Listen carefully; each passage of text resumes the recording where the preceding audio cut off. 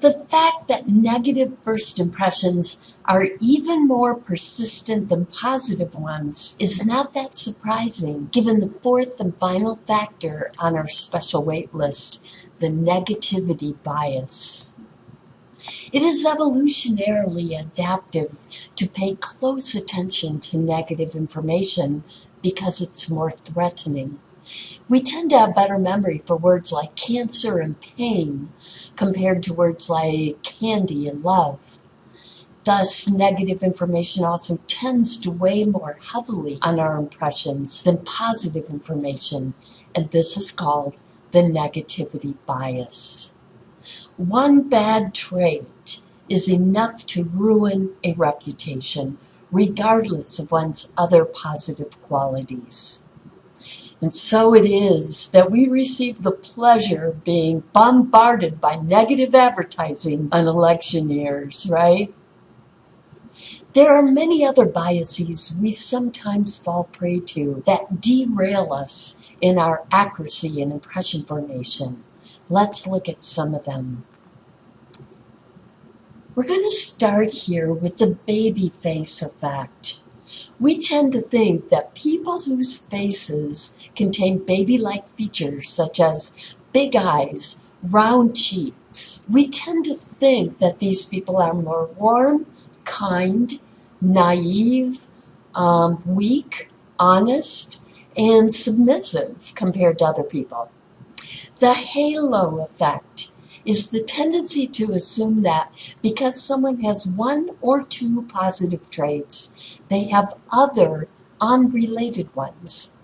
One of the strongest halo effects is the attractiveness equals good bias. Attractive people are judged to be more intelligent, kind, happy, successful, competent, etc. A third bias is expectancy effects. When we have expectancies about others, they tend to affect our attention, interpretation, and memory. They tend to affect our attention, interpretation, and memory. Okay, let's pause on that and think about that for a moment. Let's assume that you pass through a certain neighborhood each day on your way home from work, and you have an expectancy that people in this neighborhood are lazy. On a particular day, as you are passing through, there happen to be two men outdoors. One of them is clipping his hedges. Another one is sitting on his front porch drinking a beer. Which one do you think you would be most likely to notice? And the answer to that would be the one out having a beer on his porch, right? So expectancy effects can affect our attention. And now, how do you think you would be most likely to interpret this man's behavior? Would you be most likely to think, oh, he's having a beer after a hard day of work, or he's been sitting out there drinking all day? Well, with the expectancy that you have, most likely you would interpret it as the second. Now, even if you notice both men out there on that day, which one do you think would last longer in memory, the first or the second? And the answer is the second, the man on the porch having a beer. So, expectancies can affect our attention, interpretation, and memory. Stereotypes work in this way. They're expectancy effects because they're expectancies about others based solely on their group memberships. We tend to see what we expect to see. Priming effects. Our impressions of others can be influenced by other things on our mind at the time. In the Donald study, we'll call this the Donald study, participants were first either primed with the word reckless or adventurous in a simple word completion test. They then learned about a man named Donald whose hobbies included skydiving, and they rated him on a number of traits. Those who were primed with the word reckless in the prior task rated Donald as significantly more reckless than adventurous. The reverse was true for participants who were primed with adventurous.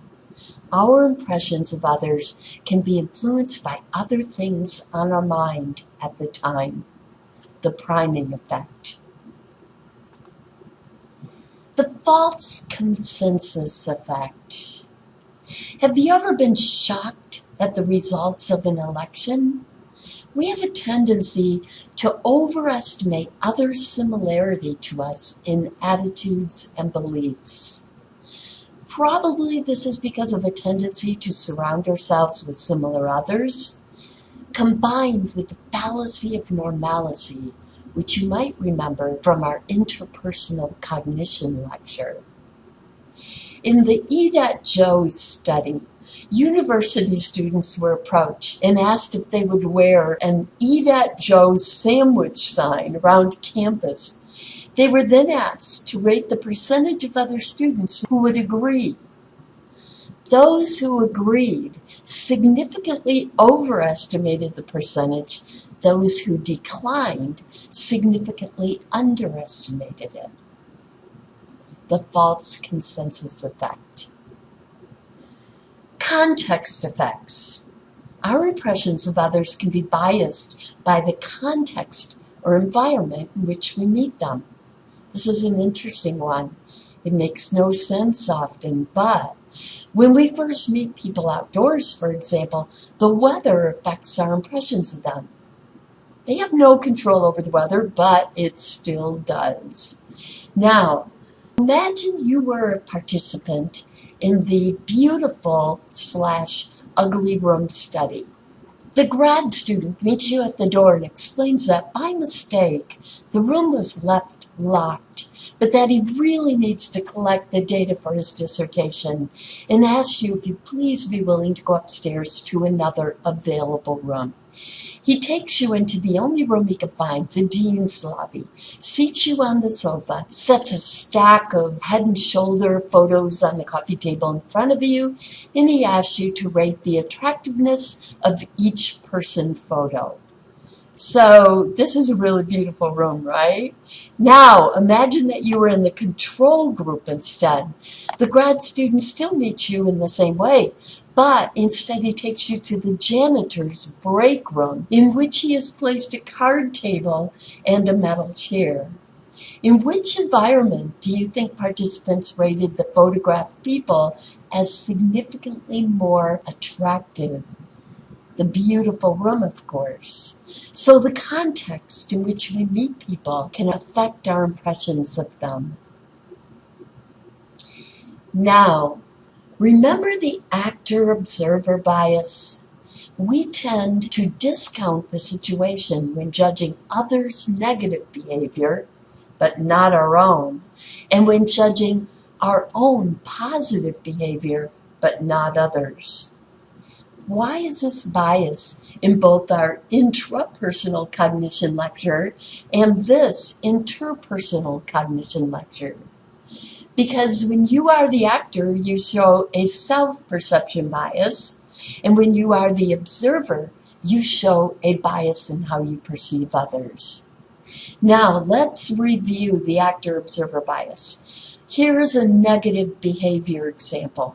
When others suffer from poverty, we tend to discount the situational causes and attribute it to personal things about them instead, like laziness, for instance.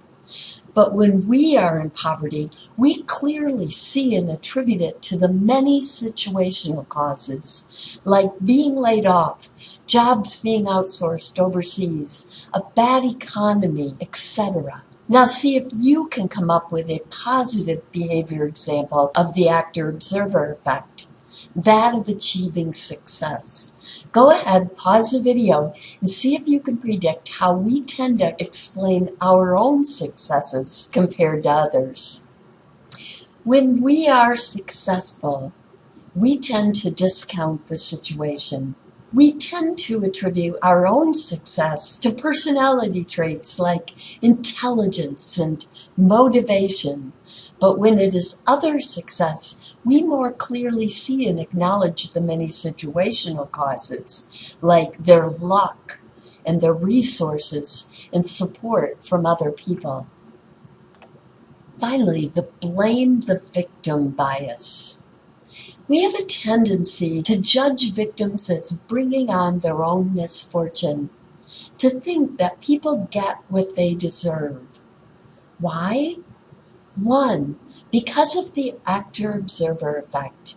We discount the situational causes and attribute the bad experience to the victim's internal characteristics. And two, people have a need for perceived control. If they believe that random bad things can happen to others, they would have to believe that random bad things could happen to them. So it's more comfortable to blame the victim. Now, this tendency to blame the victim is moderated by belief in a just world. So it's called a belief in a just world. People are less likely to blame the victim if they do not believe in a just world. And this is one of the most interesting measures in social psychology, this belief. You might be aware that I am a trial consultant in addition to being a professor. It is one of the most powerful predictors of individual jurors' verdicts, this measure of a belief in a just world. And this brings us to questionnaire number 3. Belief in a just world. How did you score compared to the average United States college student? The mean for US students is 10.8. In our next segment of this interpersonal cognition lecture, we will explore ways of detecting deception.